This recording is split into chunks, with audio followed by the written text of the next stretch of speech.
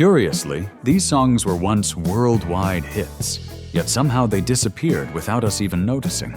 They had beautiful melodies and unforgettable lyrics, and even so, they gradually faded from the radio. Today, we're bringing back 10 incredible songs from the 1960s that you may not even remember anymore. Get ready, because they're absolutely worth hearing again. Let's begin.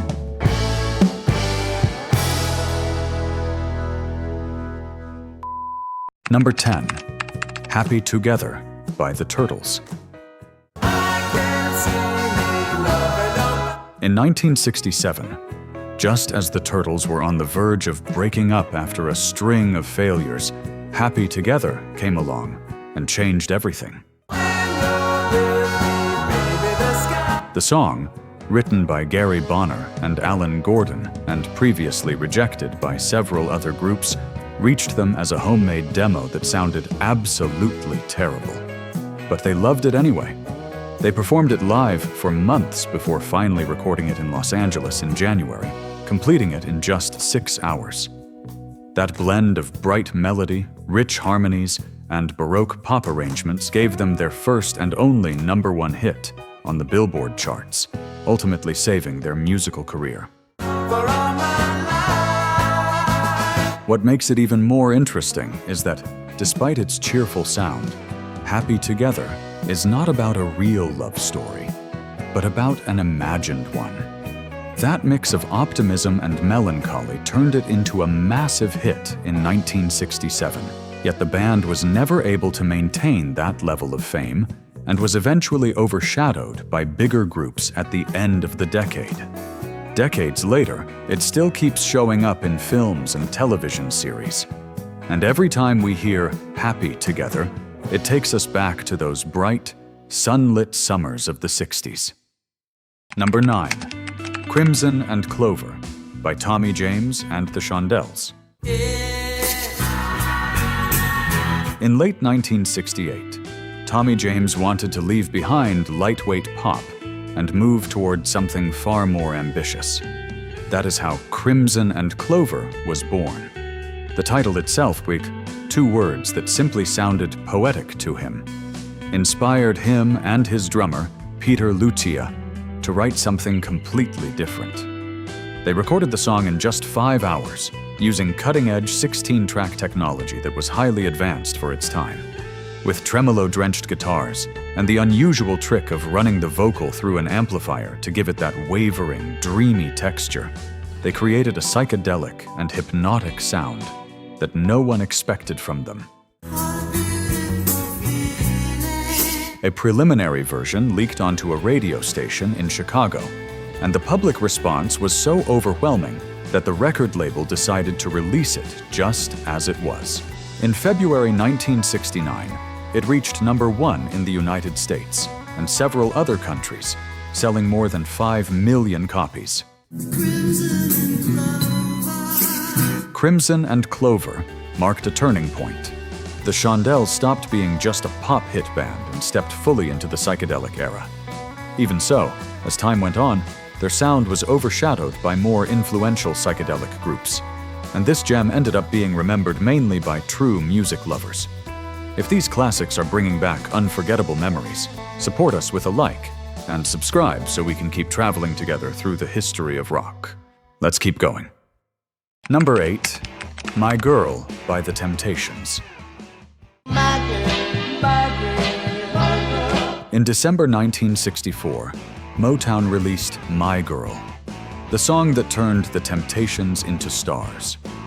Written by Smokey Robinson and Ronald White, it was specially crafted for the deep, velvety voice of David Ruffin, whom Smokey had discovered singing while on tour. The recording took place at the Hitsville, USA studios in Detroit and brought together the very best of the Motown sound.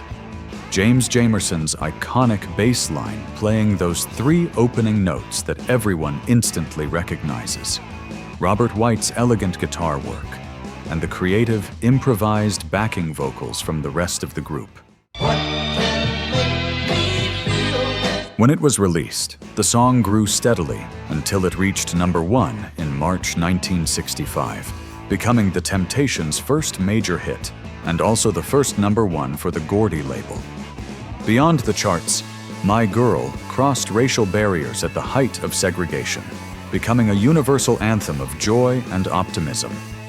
But over time, the soul era was somewhat overshadowed by the explosion of rock, and My Girl gradually faded from radio playlists. Even so, decades later, every time we hear this song, we feel exactly what Ruffin sings, that even on cloudy days, there is still a ray of sunshine. Number 7, God Only Knows by the Beach Boys. God only knows what I'd be without. In 1966, during the Pet Sounds era, the Beach Boys released God Only Knows, a song unlike anything they had done before. Brian Wilson and Tony Asher moved away from teenage love songs to write something deeper and more daring, so much so that it became one of the first pop songs to use the word God in its title. I may not always love you. In the United States, some radio stations refused to play it, but in the United Kingdom it became a major success. Interestingly, it was first released as the B-side to Wouldn't It Be Nice? The lead vocal was given to Carl Wilson, whose warm and fragile performance became one of the most memorable of his career. God only knows what I'd be without. The recording itself was a work of art. More than 20 musicians, unusual instruments such as French horn, accordion, harpsichord, and flutes, along with vocal harmonies that seemed almost heavenly. Its beauty has been praised for generations. Paul McCartney has called it his favorite song, and Rolling Stone ranked it among the greatest songs of all time. In the end, God Only Knows was somewhat overshadowed by the Beach Boys' more commercial hits, such as Good Vibrations and Surfin' USA, which kept it from enjoying a long life on mainstream radio. Number 6, I Can't Explain by The Who.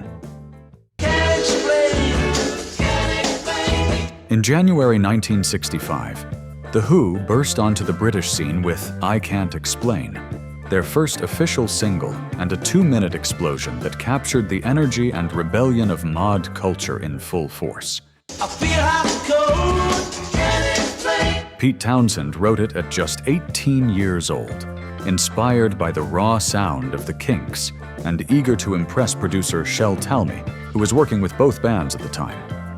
The result was a direct electric track, driven by 12-string guitars, Roger Daltrey's furious vocal delivery, and the thunderous backing of John Entwistle and Keith Moon. The recording also featured a young Jimmy Page, long before Led Zeppelin, as a session musician playing supporting rhythm guitar, although the main riff was always Townsend's creation.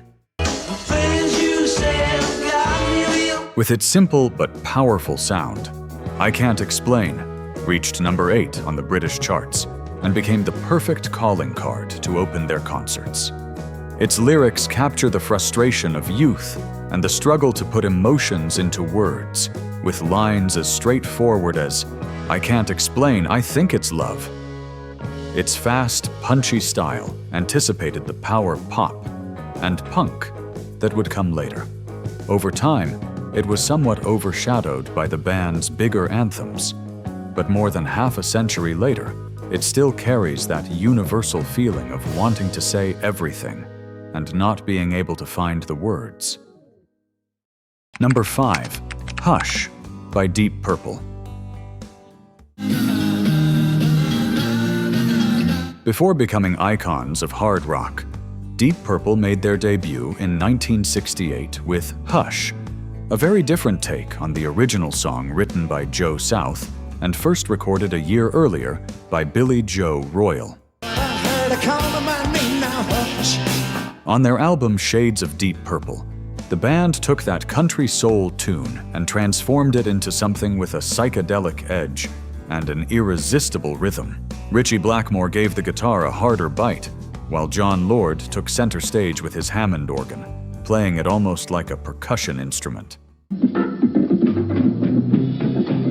Recorded in London in May of '68 and released that summer, Hush surprised everyone by reaching number 4 on the American Billboard chart, long before the band was truly known in their own country. Its youthful energy, catchy chorus, and Rod Evans' vibrant vocal turned it into a dance anthem. Although it was later overshadowed by the band's bigger hits and their shift toward a heavier sound, Hush remains a genuine 60s classic.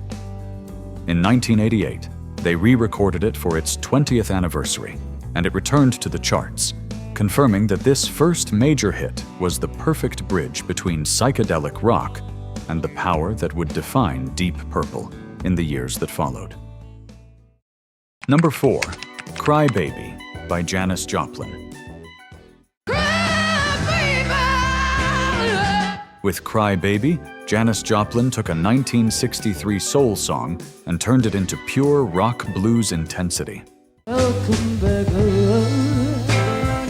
Originally written by Jerry Ragavoy and Byrds for Garnet Mims, the song told the story of a man comforting his partner. Janis completely flipped that perspective. In her version, recorded in 1970 with her Full Tilt Boogie Band for the album Pearl, she becomes the strong woman saying, "Cry baby, I'll hold you," delivering it with a force that blends tenderness and ferocity. During the sessions in Los Angeles, just weeks before her death, Janis gave everything she had in the studio. Her rough, breaking voice grows more and more torn apart until those final screams, while Bobby Hall's organ and John Till's guitar build an almost gospel-like atmosphere. Cry Baby was released as a single in 1971, reaching number 42 in the United States, but it became one of the most unforgettable moments of her live performances. Over the years, it was somewhat overshadowed in popular memory by more iconic anthems like Piece of My Heart and Me and Bobby McGee. And because it was released posthumously after Janis Joplin's death, it never received the kind of promotion that might have fully cemented its impact.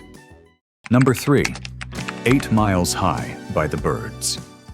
8 miles high. In 1966, the Byrds decided to aim higher and got ahead of the psychedelic movement with 8 Miles High, a song inspired by their first flight to London. Gene Clark wrote the lyrics while looking out the window, capturing the gray city, the confusing signs, and even the cold reception they received from some of the local bands. Musically, it was a huge leap forward. Chris Hillman's bass opens with a riff inspired by John Coltrane, while Roger McGuinn uses his 12-string Rickenbacker to imitate jazz saxophones and Indian ragas. First recorded at RCA and later re-recorded for Columbia, the song blended folk with sonic experimentation in just 3.5 minutes. When it was released in March 1966, it reached number 14 on the Billboard chart. But it was banned by many radio stations because the word high was interpreted as a reference to drugs and narcotics. The controversy held back its success, and shortly afterward, Gene Clark left the band. Even so, 8 Miles High is now regarded as one of the first great psychedelic songs, a direct influence on the rock that followed, and a true cult classic. Listening to it still feels like opening a window to another world.